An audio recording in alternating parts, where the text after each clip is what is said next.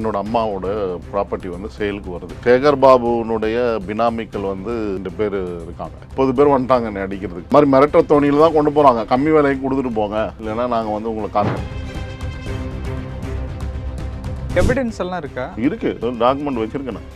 இப்போ பாருங்க, இதில் வந்து நாங்கள் போட்ட எங்கள் தம்பிங்களுக்கு நானுக்கும் வந்து போட்ட 1.30 அப்படின்றதெல்லாம் இருக்குது. அமௌண்ட் விவரங்கள் இது எங்களுக்குள்ள போட்ட அக்ரிமெண்ட் 1.30ன்னு இருக்கா, 1.60 என் தம்பிக்குன்னு இருக்கா. அதே மாதிரி இவங்க கோர்ட்டில் இவங்களே கேஸை போட வேண்டியது. என்னையே ஏமாந்துன்னு நினைக்கிறாங்கன்னா இவங்கெல்லாம் எவ்வளோ பெரிய மாஃபியாக்களாக இருப்பாங்கன்னு நீங்கள் பார்த்து. பின்னணியில் இருக்கிறது சேகர் பாபு, முக ஸ்டாலின். அவர் என்ன பண்ணுவார்னா, துர்கா அம்மையாருக்கு வந்து சொம்பு தூக்குவார். அவங்க எங்கெங்கெல்லாம் கோயிலுக்கு போகிறாங்களோ அங்கெல்லாம் ஒட்டக பூஜைக்கு ஏற்பாடு பண்ணுவார். நரபலி கொடுக்கறது, இந்த வேலைகள்லாம் இது இவங்களோட தொட்டு அரசியல். அப்படி கொடுத்தா என்ன ஆகும்? நரபலி கொடுத்தா ஆட்சிக்கு வந்துடுவாங்க.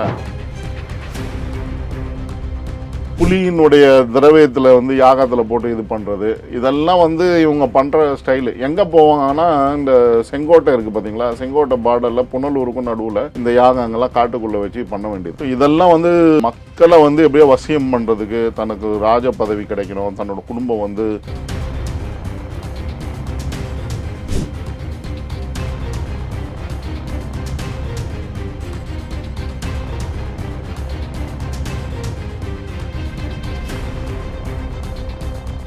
ரேல்வண்டியர்களுக்கு வணக்கம். இன்று நம்மளுடைய நேர்காணலுக்கு அரசியல் விமர்சகரான திரு சரவண பெருமாள் அவர்கள் நினைச்சிருக்காங்க. சார் வணக்கம். வணக்கம். சார், இப்போ திமுகவில் அமைச்சர்களுடைய பினாமிகள் சில பேர் வந்து சிக்கியிருக்கதா ஒரு மறைமுக செய்தி வந்து கிடைச்சிருக்கு. அந்த செய்தி உண்மையா? ஆமாம், உண்மை. அதுதான் உண்மை. இப்போது நம்மளே சம்மந்தப்பட்ட ஒரு விஷயத்தில் வந்து பார்த்தீங்கன்னா, இந்த ப்ராப்பர்ட்டி இஷ்யூவில் நம்ம ப்ராப்பர்ட்டியை வந்து ப்ராப்பர்ட்டினா என்ன சார்? நம்மளோட மதர்னோட ப்ராப்பர்ட்டி வந்து சேலுக்காக வருது. மதர் என்னோட அம்மாவோட ப்ராப்பர்ட்டி வந்து சேலுக்கு வருது. அதை என்ன பண்ணுறாங்கன்னா, நம்ம தம்பியை வந்து மோட்டிவேட் பண்ணி அவர் திமுகவில் வந்து ஒரு பிரதிநிதியாக இருக்கிறாரோ ஒரு வட்டத்தில் அப்படின்ற மாதிரி போட்டு அவருக்கு ஆதரவாக இவங்கெல்லாம் களத்தில் இறங்குறாங்க. என்னென்னா, போலீஸ் ஸ்டேஷனில் கம்ப்ளைண்ட் கொடுக்குறது, நம்மளை வந்து டைவர்ட் பண்ணுறது, தவறான ஃபால்ஸ் இன்ஃபர்மேஷன் ஏதாவது ஒன்று, எங்கள் அப்பாவை டார்ச்சர் பண்ணுறேன், அப்படி பண்ணுறேன், இப்படி பண்ணுறேன்னு. லீகல் ஏரர் ப்ராப்பர்ட்டினா எனக்கு ஒரு ஷேர், அவர் 2 ஷேர், எங்கள் அப்பாவோட ஷேரை வாங்கிட்டார். ஸோ இதில் தான் இந்த மாதிரியான விஷயங்கள்லாம் நிறைய நடக்குது. ஸோ இதில் வந்து பார்த்திங்கன்னா, சேகர் பாபுனுடைய பினாமிக்கள் வந்து 2 பேர் இருக்காங்க. இவங்க வந்து கட்ட பஞ்சாயத்துகள் ஏற்கனவே வந்து பழைய ரவுடிகள், ஷேரா, வடசென்னை ஷேரா, வெள்ள ரவி, இவங்களோடலாம் லிங்கில் இருந்தவங்க, சாராயம் காய்ச்சறவங்க இவங்க எல்லாமே தன்னை வியாபாரிகளாக அறிமுகப்படுத்திக்கிட்டு இப்போ வந்து களத்தில் இறங்கி நம்மளை வந்து ஒரு மாதிரி ட்விஸ்ட் பண்ணி கூட இது பண்ணி அதெல்லாம் வராங்க. இப்போது ரியல் எஸ்டேட்டில் இருக்காங்கன்னு வச்சுக்கோங்களேன். இவங்கெல்லாம் பினாமிக்கள். குறிப்பாக சேகர் பாபுவோட பயங்கர திக் அண்ட் க்ளோஸாக இருக்கக்கூடியவங்க. இவரோட தம்பிகள்லாம் வந்து வட்ட செயலாளராக இருக்காங்க 36ல். இப்போது சேகர் பாபுவோட பினாமிகள் உங்களை மிரட்டுறாங்க, அதான் சொல்ல வர்றீங்களா? ஆமாம்மா, அது மாதிரி மிரட்டுற தோணியில் தான் கொண்டு போகிறாங்க. கம்மி விலைக்கு கொடுத்துட்டு போங்க, இல்லைன்னா நாங்கள் வந்து உங்களை ஏன்னா ஏற்கனவே நான் எலெக்ஷன்லாம் நின்றுருக்கேன். ஸோ அந்த மாதிரி வந்து நான் கவுன்சிலர் எலெக்ஷன் நிற்கும் போது பிரச்சனைகள்லாம் ஆயிருக்கு. எனக்குமே 30 பேர் வந்துட்டாங்க என்னை அடிக்கிறதுக்கு. பூத்தில் நிற்கக்கூடாது, நான் எலெக்ஷன் கேண்டிடேட், நான் நிற்பேன்னு சொல்கிறேன், ஆனால் வந்து நிற்கக்கூடாதுன்னு அவங்க வந்து மிரட்டுறாங்க. 36 ஒரு மலைச்சாமின்ற 36வது வட்ட கவுன்சிலர், அவங்க டீம் தான். அவங்களுக்கு எங்களும் பர்சனலாக விரோதம்லாம் கிடையாது. இதில் வந்து என்னென்னா மோட்டிவேட்டட், நான் வந்து அங்கே பாப்புலர் ஆகிறேன் அப்படின்ற டிவி நிகழ்ச்சியெல்லாம் வரேன். இது வந்து கொடுங்கியூர், இது போஸ்ட் ஆஃபீஸ் வில்லேஜ் தாலுக்கு 36வது வட்டம். ஓகே, இப்போ என்ன பிரச்சனை? அதான் அந்த லேண்டில் என்னென்னா, இவர் வந்து அந்த மலைச்சாமின்றவருடைய அண்ணன் அரசப்பன், ஏஆர்ஆர் அப்படின்னு சொல்லுவாங்க, ஏஆர்ஆர்னு பேர் போடுவாங்க, ஏஆர்ஆர் மலைச்சாமி, ஏஆர்ஆர் அரசப்பன் அப்படின்றவங்கலாம் வந்து பார்த்திங்கன்னா, அவர் என்னோட ஷேரை வாங்குற மாதிரி வராரு. டைவெர்ட் பண்ணி இவங்களே பினாமிகளை செட் பண்ணி என்னோடய தம்பியோட ஷேரை வாங்கிட்டு அந்த சைட்லேருந்து நம்மளை கார்னர் பண்ணுறாங்க. இப்போ 1,30,00,000 அப்படின்னு சொன்னாக்கா நம்ம 96,00,000 தான் தருவோம் அப்படின்னு 2 அக்ரிமெண்ட்டாக போடுறது, டூப்ளிகேட் அக்ரிமெண்ட்டாக ஒன்று போடுறது, போட்டுட்டு கோர்ட்டில் டைவெர்ட் பண்ணுறது, இங்கே பஞ்சாயத்து பேசுகிறது, அப்படி இப்படின்னு பேசி சென்டிமெண்ட்லாம் பேசி ஏதாவது ஒன்று ஏமாற்றணும், நம்ம ஒரு 30 நாளைக்குள்ளே நீ ரிஜிஸ்டர் பண்ணலன்னா நான் வந்து கோர்ட்டில் கேஸ் போடும் அப்படின்னு மிரட்டுறது. நம்ம பயந்துருவோம்னு சொல்லிட்டு இந்த மாதிரிலாம் டாக்டிக்ஸ்லாம் யூஸ் பண்ணுவாங்க. இது வந்து அவங்களோட இவங்கெல்லாம் வந்து என்னன்னு கேட்டிங்கன்னா லேண்ட் மாஃபியாக்கள். இப்போ 2006லேருந்து நம்ம இதை பற்றி பேசியிருக்கோம். 6லேருந்து 11 திமுக எப்படி இருந்தாங்களோ அதே போக்கம் வந்து இப்போ கையாளுறாங்க. இப்போ கடைசி காலத்தில் எவ்வளோ சுருட்ட முடியுமோ அதெல்லாம் சுருட்டுறாங்க. இவங்க வந்து என்னன்னு கேட்டிங்கன்னா அந்த நம்மளோட ஷேரை வந்து வாங்குறதுக்கு அடித்து வாங்குறதுக்கு ஒரு கம்மி விலையில் 1.30னா அது 1.96 தான் கொடுக்கணும் அப்படின்னா அங்கேயும் வந்து கோர்ட்டு லாயருங்க இவங்களெல்லாம் வச்சு செட்டிங் பண்ணுறது ஃபுல்லாக செட்டிங். ஜெகஜீவன் ராமன்றவன் வந்து என் தம்பி ஷேரை வாங்குறான், அவன் ஒய்ஃபு வாங்குறாங்க. அவனோட 2 ஷேரை வாங்கி கம்மி, அதாவது அந்த டேக்ஸ் வராத மாதிரி 45 லட்சம் ஒயிட்டில் வாங்குறாங்க. பினாமிக்கெல்லாம் வாங்குறாங்க. இவங்கெல்லாம் வந்து டம்மி, ஆக்சுவலாக ப்ராக்சிஸு. அது நாங்கள் கோர்ட்டில் வந்து லாயர் மூலமா லீகல் நோட்டீஸும் அதை மென்ஷன் பண்ணி கொடுத்துருக்கோம். நம்ம என்ன சொன்னாலுமே அது நெகோசியேஷன் மாதிரி வராங்க, வந்து நம்மளை எப்படி கார்னர் பண்ணோம். இதுதான் இவங்களுக்கு பின்னாடியில் சேகர் பாபுவா, சேகர் பாபு. நான் தான் ஏற்கனவே சொல்லியிருக்கேன், வந்து இந்த மாதவரம் எஸ்ஆர்ஓ ஜார்ஜ்னு ஒருத்தர் இருந்தார். இப்போ வந்து அவர் என்ன பண்ணிட்டாரு, அந்த டாக்குமெண்டேஷன்லாம் ஷெடியூலே போடாமல் ரிஜிஸ்டர் பண்ணி கொடுப்பாங்க. இவங்களுக்கு அந்த ஜெகஜீவன் ராம் இந்த பினாமின்ற அலெக்ஸ் நகரில் இருக்கணும்னு, காந்தி நகர் இருக்கஞ்சேரி வியாசர்பாடியில் இருக்கணும்னு அட்ரஸ் கொடுத்துருவார், ஆதார் அட்ரஸில். அவர் அங்கே இருக்கவே மாட்டார். நேரடியாக சந்திச்சிங்கன்னா அலெக்ஸ் நகர்லையும் இருக்க மாட்டார். அலெக்ஸ் நகரில் இருக்கிறான்னு மாதவரம் அலெக்ஸ் நகரில் விசாரிச்சிங்கன்னா அங்கேயும் இருக்க மாட்டார். அப்போனா எங்கே இருக்கார் ஒரிஜினலாக அப்படின்னு பார்த்தீங்கன்னா இதெல்லாம் வந்து சஸ்பென்ஸ். இவங்களோட நோக்கம் என்னென்னா, நம்மக்கிட்ட இருந்து அடித்து வாங்கிட்டு அப்புறம் வேறு யாரோ பேருக்கு விற்றுட்டு ஹையர் ரேட்டில் விற்றுட்டு, இப்போ 12,000 ரூபாய் ஸ்கொயர் ஃபீட் போடுது. எனக்கு சொல்கிற ரேட் என்னென்னா 8,000 ரூபாய் ஸ்கொயர் ஃபீட்டு. புரியுதுங்களா அது? ஸோ இப்படி தான் வந்து 4,000 ரூபாய் டிஃப்ரென்ஸ் பார்த்துக்கோங்க. அப்போ அந்த மாதிரியான ஒரு சூழ்நிலையை உருவாக்குவாங்க. அடி ஆட்களை வச்சு மிரட்ட பார்ப்பாங்க, மிரட்டுவாங்க.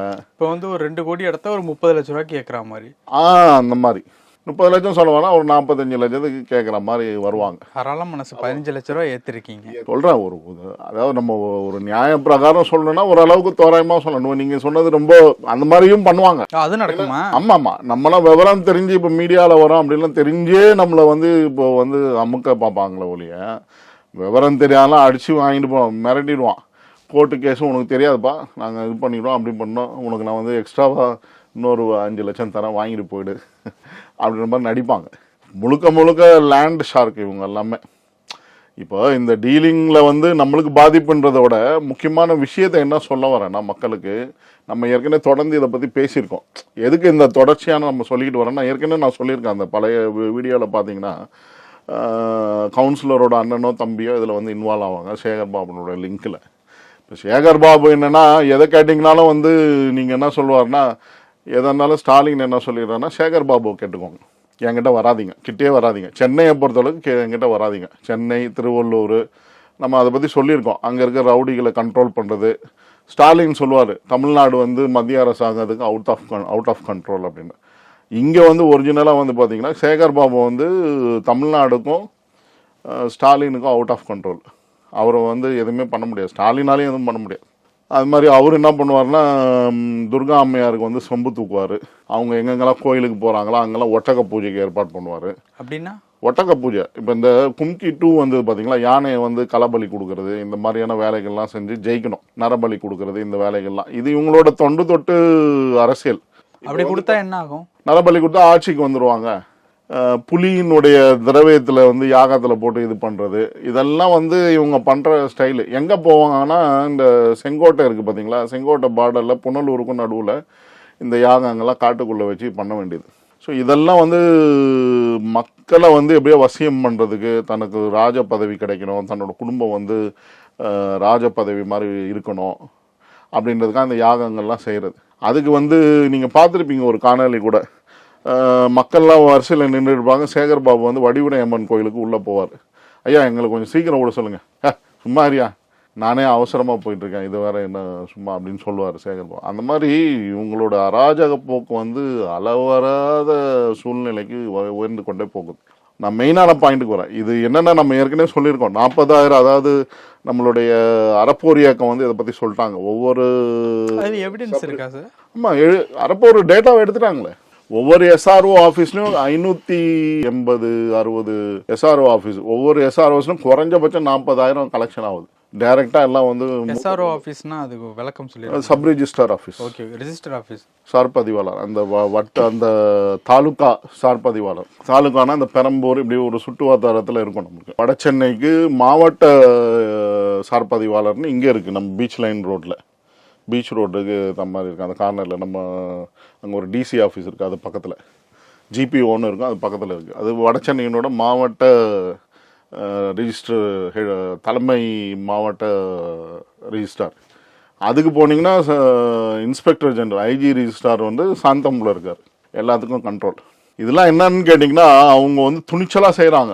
எதையும் நாங்கள் ஃபேஸ் பண்ணுவோம், பார்த்துக்கலாம். கேட்டால் இங்கே இருக்கிற வடசென்னையில் இருக்கிறவர் போயிட்டு லாயர் எங்கே ஃபிக்ஸ் பண்ணுவார்னா நங்கநல்லூர், மடிப்பாக்கம் அந்த பகுதியில் இருக்க இந்த லாயருங்க எல்லாமே வந்து பார்த்தீங்கன்னா இவங்களுக்கு வந்து துணை போகிறவங்க. யாருக்கு? இந்த மாதிரி லேண்ட் ஷாருக்கு, இந்த மாதிரி அரசப்பன் போன்றவங்களுக்கு, இந்த மாதிரி இருக்கிறவங்களுக்கு. இப்போ இவங்கலாம் செட்டிங் அதான் சேகர் பாபு இவங்கெல்லாம் அங்கே வந்து கோர்ட்டுக்குள்ளேயே ஒரு இது இருக்குது. கோர்ட்டுக்குள்ளேயே நம்ம லாயர் ஒரு ஃப்ரெண்டு ஒருத்தர் சொல்கிறாரு, நீங்கள் வந்து இப்போது அவுட் ஆஃப் கண்ட்ரோல் ஸ்டாலின் பேசிகிட்டு இருக்காரு. நான் எலிஃபென்ட் ராஜேந்திரன் கிட்ட பேசினேன், என்னங்க சார் இப்படி சிஎம்ஏ வந்து ஒரு அன்கான்ஸ்டியூஷனல் வேர்டை வந்து யூஸ் பண்ணிட்டு இருக்காரு பொதுவாக பரவலாகவே ஒரு 1.5 வருஷமாக அப்படின்னா அது வந்து அன்கான்ஸ்டியூஷனலாக ஒன்றுமே பண்ண முடியாது. உள்ள கோர்ட்டுக்குள்ளே போனீங்கன்னா இது எடுக்க மாட்டாங்க, கேஸ் ஆகும், உங்கள் மேலே 2 லட்ச ரூபாய் ஃபைன் போடுவாங்க ஹைகோர்ட்டில் ஜட்ஜுங்க. ஏன்னா இவங்க எல்லாமே ஜட்ஜுங்க எல்லாம் என்னன்னா இவங்களுக்கு பினாமி மாதிரி செயல்படக்கூடிய சூழ்நிலையெல்லாம் இருக்கிறாங்க. ஏன்னா மிரட்டிடுவாங்க ஜட்ஜுங்களை. இப்போ நீங்கள் நம்ம கரூர் விஷயத்தில் பார்த்தீங்களா, செந்தில்நாதன் என்ன பண்ணாருன்னு அது மாதிரி கேள்விகள்லாம் எழுப்புவாங்க. இது வந்து என்னன்னு கேட்டிங்கன்னா இப்போ பார் கவுன்சில் எலெக்ஷன் நடத்த முடியாத சூழ்நிலைக்கு திமுக தான் காரணம். நான் வந்து என் நண்பர்கள்லாம் இருக்காங்க பார் கவுன்சிலில், லாயர்ஸ் எல்லாம் ஃப்ரெண்ட்ஸ்லாம் இருக்காங்க. பட் அவங்களுக்கே தெரியாத விஷயத்த நான் சொல்கிறேன். இன்றைக்கி பார் கவுன்சிலில் ஏன் வந்து இன்றைக்கி வரைக்கும் எலெக்ஷனை நடத்த சொல்லி மத்தியில் இருக்க சென்ட்ரலில் இருக்க பார் கவுன்சில் அசோசியேஷன் ஹெட்டெல்லாம் சொல்லிட்டாங்க, அதுக்கு கமிட்டி போட்டாச்சு, அப்படி இப்படி ஆர்கியூ பண்ணி நடத்த விடாமே பண்ணிட்டாங்க.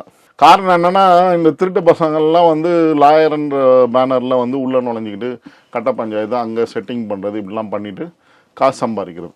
இன்னொருத்தர் இருக்கலாம் அந்த அட்வொகேட் ஒருத்தான் தமிழ் செல்வன். இவனுக்கு வேலை என்னன்னு பண்ண தமிழ்நாடு முழுக்க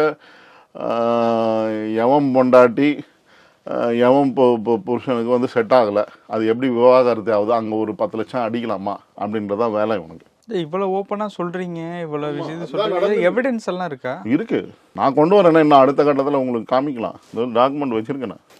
இப்போ பாருங்க, இதில் வந்து நாங்கள் போட்ட எங்கள் தம்பிங்களுக்கு நானுக்கும் வந்து போட்ட 1.30 அப்படின்றதெல்லாம் இருக்கு.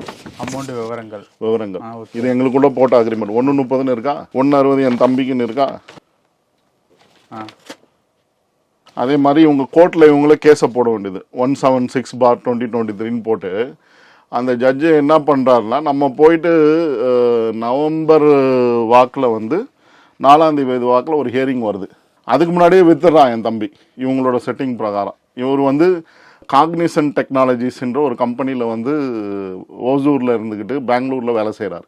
ஆனால் இங்கே என்னன்னு கேட்டிங்கன்னா பிரதிநிதி, திமுக பிரதிநிதி. இவர் ஒரு டாக்டர் படிச்சுக்கிறேன்னு பட்டம் போட்டுட்டு நாங்கள் என்ன பண்ணுறோன்னா இங்கே பாருங்கள், இந்த அரசப்பன்றவர் என்ன பண்ணுறாருன்னா நம்மக்கிட்ட வந்து என்ன சொல்கிறாருன்னா நீங்கள் வந்து ஒரு மனு கொடுங்க, இந்த மாதிரி வந்து சார்பதிவாளருக்கு ஒரு மனு கொடுங்க, இந்த மாதிரி வந்து இது வந்து யாரும் பதிவு பண்ணக்கூடாது அப்படின்னு சொல்லி ஒரு லெட்டரை கொடுங்க அப்படின்னு சொல்லி இது பண்ணுறாரு. இதுக்கு பதிவு பண்ணி நம்ம வந்து லெட்டர் கொடுத்துருக்கோம். நம்ம லாஸ்ட் டைம் கூட சொன்னோம், சுகன்யான்னு ஒன்று இன்சார்ஜ் சார்பதிவாளருக்கு இதை கொடுத்துருக்கோம். அவங்க என்ன சொல்கிறாங்க, டு பி வெரிஃபைடுன்னு போட்டு அப்படி கடப்பில் போட்டுடுறாங்க, ஆன்லைனில் ஏற்றலை. இதுதான் டாக்குமெண்டேஷன் பக்காவாக இருக்குது. இது கோர்ட்டில் என்ன சொல்லியிருக்கு, நம்ம வந்து கேஸ் பெண்டிங் 176/2024. ஜட்ஜு 4ஆம் தேதி என்ன பண்ணுறாரு, நாங்கள் கோர்ட்டில் போய் எங்கள் லாயர், இந்த செட்டிங் லாயர் ராஜேந்திரன் ஒருத்தரை இவர் தான் செட் பண்ணுறாரு எனக்காக. அவர் என்ன சொல்கிறாரு, இந்த மாதிரி நான் வித்துட்டாரு பாலமகேஷ் அப்படின்னு சொன்னால் அவர் என்ன சொல்கிறாரு, அதுக்கு நான் என்ன பண்ண முடியும், அப்போ ஏன் கோர்ட்டில் கேஸ் எடுக்கிறீங்க நீங்கள்? இந்த கோர்ட் இஸ் இன் லிஸ்ட் பெண்டிஷன் சொல்லுவாங்க, இருக்கும்போது அந்த இதை பண்ணவே கூடாது, ரிஜிஸ்டர் பண்ணக்கூடாது. அதுதான் அப்புறம் நீங்கள் ஹியரிங்கே வரீங்க, ஒய் ஷுட் கோர்ட் ஃபங்க்ஷன் அப்படின்ற பட்சத்தில் வந்து இவர் பி தனபால் என்றவர் வந்து அதெல்லாம் கண்டுக்காமல் என்ன பண்ணுறாருன்னா விட்னஸ் ஏற்றுறாரு. அதாவது என்னென்னா மாஸ்டர் கோர்ட்டுன்னு சொல்லுவாங்க. அங்கே மாஸ்டர் கோர்ட்டில் எந்த ஆக்ஷன் இருக்குன்னா விட்னஸ் ஏற்றணும். அந்த விட்னஸில் ரெக்கார்டிங் ஆகி வரும்போது அங்கே போய் இவங்க சொல்கிறாங்க நான் விட்ரா பண்ணிக்கிறேன் கேஸை. விட்ராவிலையும் இவர் அலோவ் பண்ணுறாரு, நாங்கள் பெண்டிங் இருக்குது, இது வந்து அப்ஜெக்ஷன் பண்ணுறோம் அப்படின்னு சொன்னால் I also say that I taken the note that objection is noted, but withdrawal is allowed. அப்போ எதுக்கு நான் கோர்ட்டை நம்பி போனோம்? நான் டிஃபெண்டண்ட்டாக, அவர் வந்து பிளைண்டிஃபு. அப்படி இருக்க பட்சத்தில் வந்து இப்போது என்ன மாதிரி படித்தவங்களே விவரம் தெரிஞ்சவங்க நான் வந்து பல இடங்களில் கனெக்ஷன் வச்சுருக்கேன். எனக்கு அமீஷ் கூரின்ற ஹரிஷ் சால்வேன்ற அமீஷ் கூரின்னு சொல்லுவாங்க. அவர் சொன்னால் உண்மை அப்படின்னு எந்த கோர்ட்லேயும் வந்து ஒத்துக்கிட்டு தான் ஆகணும். பல கேஸுகளில் வந்து ஆஜராகிருக்கிறார் அவர். அவரு மாதிரி ஆளுங்கிட்ட எனக்கு கனெக்ஷன் இருக்கு. சதீஷ் பராசரன் மாதிரி ஆளுங்களோட கனெக்ஷன் இருக்கு எனக்கு.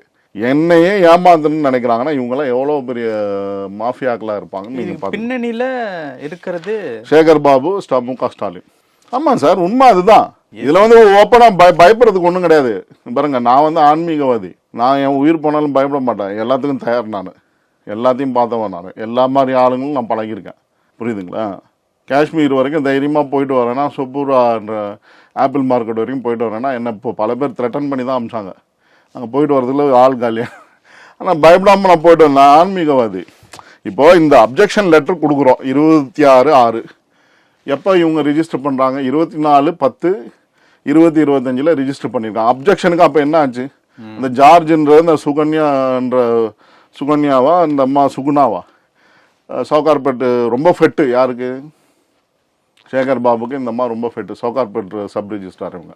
புரியுதுங்களா? அப்போ வந்து என்ன நடக்குது அப்படின்னு பார்த்தீங்கன்னா, இது வந்து டோட்டலாக வந்து ஏதோ செட்டிங் மாதிரி இருக்குது. அது எல்லாமே இப்போ 4ஆம் தேதி நவம்பர் ஹியரிங் வரப்போ நீங்கள் என்ன சொல்லிருக்கலாம்? அப்படியே வித்துறாங்களே, ஏன் விற்றீங்க?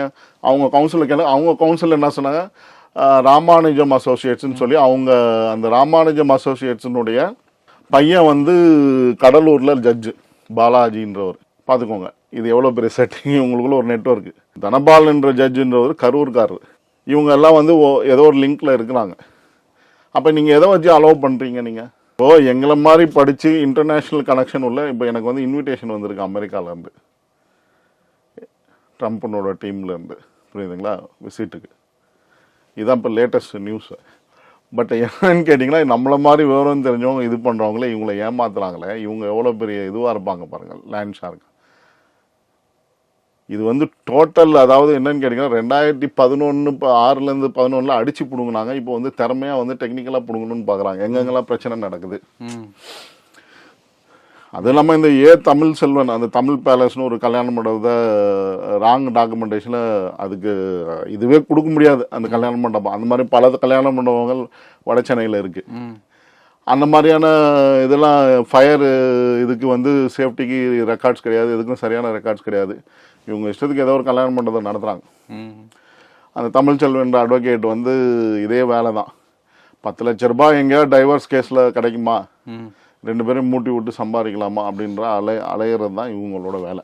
இப்போ என்னென்னா, லாயருன்றது ஒரு சாமானிய மக்கள் வந்து என்னது எதுக்கு போகிறாங்க? இவங்க வந்து நம்மளுக்கு நல்ல தீர்வை கொடுப்பாங்க, பிரச்சனை அப்படிலாம் கிடையாது. இவங்களுக்குள்ள செட்டிங் சேர்த்துக்கிறது. அதுதான் நீங்கள் நல்லா நோட் பண்ணோம். இப்போ வந்து பார்த்தீங்கன்னா, நான் லாஸ்ட் டைம் வந்து செந்தில்நாதன் வந்து தலைமை பண்பு இருக்கா விஜய்க்குன்னு கேட்டப்போ நான் என்ன சொன்னேன், பார் கவுன்சில் வந்து இதை வந்து ஸ்ட்ரிக்டாக கண்டம் பண்ணணும். ஆனால் கண்டம் பண்ணக்கூடிய தலைமையில் பொறுப்பில் இருக்கக்கூடிய நல்ல லாயருங்க இருக்காங்க. இதுக்கு முன்னாடி செக்ரட்டரியாக இருந்தாங்க. அவங்களெலாம் வந்து இன்றைக்கி பதவிக்கு வர முடியாத சூழ்நிலையில் அங்கேயும் இங்கேயும் அலைஞ்சிக்கிட்டு இருக்காங்க. டெல்லிக்கும் இதுக்கும் பார் கவுன்சில் எலெக்ஷனை நடத்துறதுக்கே அலைகிறாங்க. அப்போது நீதித்துறை எந்த அளவுக்கு வந்து மோசமான சூழ்நிலையில் இந்த திமுக அரசாங்கம் 4.5 ஆண்டுகளில் கொண்டு போயிருக்குன்னு நீங்கள் பார்த்துக்கோங்க. என்ன வேணால் பண்ணலாம். புரியுதுங்களா? இப்போ வந்து ஒருத்தர் சொல்கிறாரு, நீங்கள் வந்து இப்போ நம்ம ஆம்ஸ்ட்ராங் கொலை வழக்கில் இதில் சம்மந்தப்பட்டவர் வந்து டைரெக்டாக சேகர் பாபுன்னு ஓப்பனாக காணொலியில் அடிக்கிறார் இல்லையா? நீங்கள் பார்த்துருப்பீங்க. சரிங்களா? அந்த மாதிரி இந்த மாதிரியான சூழ்நிலைகள்லாம் உருவாகிட்டு இருக்கு. ஏன்னு கேட்டிங்கன்னா, இது ஏன் சொல்கிறேன்னா, மக்கள் வந்து விழிப்புணர்வு அடையணும். நீங்கள் இந்த மாதிரி பிரச்சனை வரும்போது வந்து ரிஜிஸ்டர் ஆஃபீஸில் வந்து உங்கள் பதிவை அப்ஜெக்ஷனை பண்ணி ஏற்றிடுங்க அப்படின்னு சொல்லி ஒரு அம்மா கூட வந்தாங்க, வயசான அம்மா. நீங்கள் வந்து அதை சொல்லிடுங்கம்மா, ரிஜிஸ்டர் ஆஃபீஸில் வந்து ஒரு 100 ரூபாய் ஃபீஸை கட்டினா ஏற்றுவாங்க. ஆனால் ஏற்றாமல் விடாதீங்க, ஏமாற்றுவாங்க. இவங்களே செட்டிங்லாம் விளையாடுவாங்க நிறைய பேர் வெளியே. அதாவது குடும்பங்களில் பிரச்சனை நடக்கிறது அப்படின்றத தெரிஞ்சுக்கிட்டு இதெல்லாம் பண்ணுறது. ஸோ இதுதான் விஷயம். அதனால் இதில் பல கோடி ரூபாய் வந்து 560 SRO ஆஃபீஸுகள் நடந்து கொண்டு தான் ஏக்கர் கணக்கில் நடக்கிறதும் இருக்குது. எங்களை மாதிரி பிரச்சனை உள்ள இதுகளும் நடக்குது. நிறைய விஷயங்கள். அடுத்தது நம்ம அறப்போர் இயக்கத்தில் கூட நீங்கள் வந்து அந்த டேட்டாவெல்லாம் கேட்டிங்கன்னா அவங்க நிறையா சொல்லுவாங்க. பல விஷயங்கள் பேசணும். நேரத்துக்கு ரொம்ப நன்றி. நன்றி.